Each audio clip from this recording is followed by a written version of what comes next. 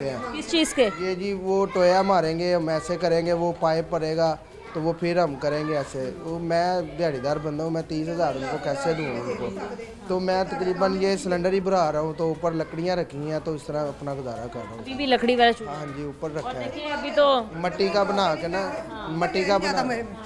Aunty लकड़ी वाला चूल्हा तो नहीं जला सकते। एक तो ये कि इतनी स्मोक हो गई है, फिर दूसरा ये कि आपकी मतलब सांस लेने में मसला हो सकता है, आंखों में चुभता है वो धुआं। 3 मंजिला मेरे को जाया नहीं ਜਾਂਦਾ ਉੱਤੇ ਹਾਂਜੀ ਤੇ ਪਈਆਂ ਨੇ ਲੱਕੜੀਆਂ ਚੁੱਲ੍ਹਾ ਵੀ ਉਹਦੇ ਮਿੱਟੀ ਦਾ ਬਣਾਇਆ ਪਰ ਹੈ नहीं चूल्हा ही थल्ले बालेगा ज़्यादा इस्तेमाल करी। आपने कहा कि आप किसी आला अफसर के पास गए थे, कौन है वो अफसर, जरा बताएंगे? आप ये कहाँ बैठते हैं? ये रबंसपुरा में बैठते हैं, भगवान थाने के साथ जो दफ्तर है ना, उधर जो बड़े अफसर बैठते हैं, शायद उनका नाम नहीं मेरे ध्यान में आ रहा। उन्होंने कहा भी था अपने छोटे जो उनसे जूनियर है, तो उन्होंने कहा सर हो जाएगा हो जाएगा।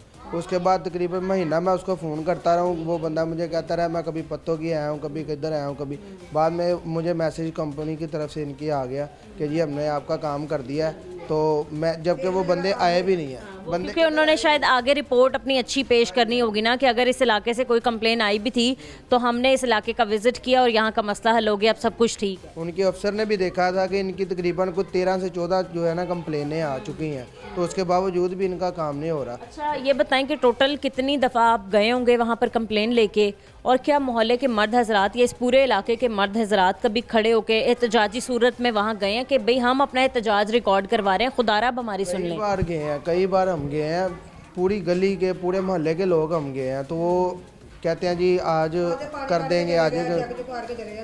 इधर पानी का निज़ाम नहीं ना ठीक है, घरों में पानी आ जाता है, तो इस बारिश की वजह से? बारिश की वजह से वो फिर कहते हैं जी पानी सारा पाइपों पुराने पाइप डले हुए हैं, तो उनमें सारा पानी सीवरेज। तो अभी जब ये मानसून का सीज़न था, स्पेल लगे हुए थे, काफ़ी बारिशों का सामना हुआ, तो तब क्या हालात थे? वो यहाँ पे घरों में पानी आता था, अंदर पानी आता था, तो बड़ी कई बार ये बाहर गटर है, वहाँ पे बंदे जो है ना वो गिर गए हैं बेचारे, चोट बहुत उनको लगी है। तो हम तो कोशिश कर रहे हैं कि हम यहाँ से कोई जाएं तो किस तरफ जाए। 3-4 दिन काम पे नहीं जाया जाता। अच्छा भाई ये बताएं कि रोज़ाना की बुनियाद पर ये इस खाली एलपीजी का कितना खर्चा आता होगा? तकरीबन 300-350 रुपया।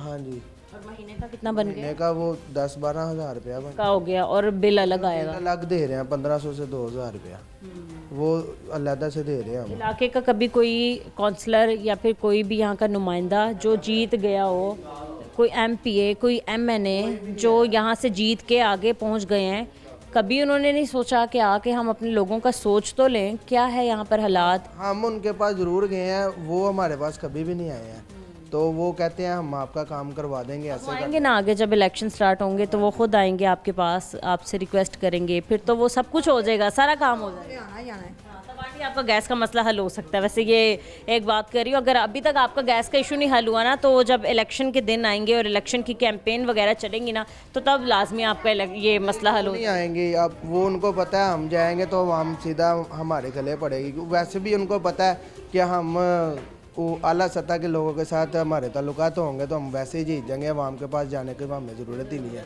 इस तरह का अब तो उन्होंने माहौल ही नहीं बनाया कि पहले आते थे आवाम के पास कि आवाम वोट डालेगी तो हम जीतेंगे, लेकिन अब इस तरह का माहौल ही उनको पता है, हमने बस 2 मिनट बड़े अफसर की तारीफ़ करनी है तो हम इलेक्शन जीत जाएंगे। यहाँ पे कोई भी आप सीएम साहिबा से क्या मुतालबा करते हैं? यही कहेंगे कि गरीब बंदे का कुछ सोचें।